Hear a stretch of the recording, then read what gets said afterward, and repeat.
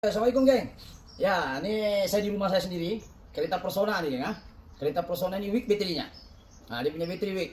Jadi lama kan pakai, jadi memang akan weak lah. Oke, jadi sekarang betul kau weak.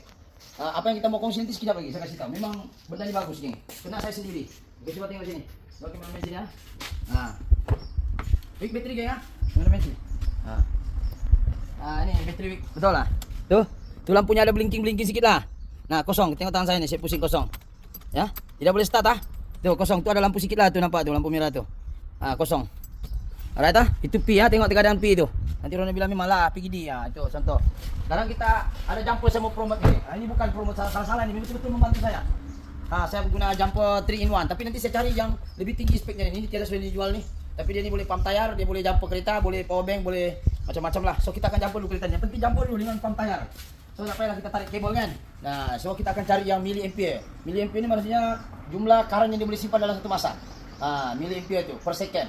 Jadi kita tengok makin tinggi miliampere dia boleh simpan. Contoh yang aku mau promo ini yang ada 228.000 miliampere. Bukan yang inilah, ini rendah sedikit tapi boleh start. Saya mau cakap di sini benda ini sangat penting. Kalau kita weak battery memang susah lah. Oke, kameramen dekat sikit. Positif macam ini kita adjust. Kalau yang ini model, tapi model ini tiada sudah jual. So saya akan cari bagi link yang oke sih, dari ini pun boleh juga. Jadi kita akan masukkan. Oke, kita negatif dengan negatif. Negatif sinilah. Ya. Ya, negatif. Kita mau video yang pendek saja, tapi ini tahu macam mana boleh jadi panjang. Oke, sekarang. Alright. On sudah dalam, coba kameramen masak tengok. Dari sebelah sana pun boleh. Sini. Nampak nih hidup sudah. Kameramen tengok sini. Tuh. Hidup kita try start. Dalam keadaan weak, kadang-kadang ada jumper tuh dia oke, sebab ada charging lagi. Ini langsung kosong, ini kita start. Oke. Walaupun dia empty geng, empty. Jumper ini boleh tarik. Jumper model ini tiada juga, tapi saya akan cari yang link yang oke lah. Alright. Kita jalan tengok, belting tengok.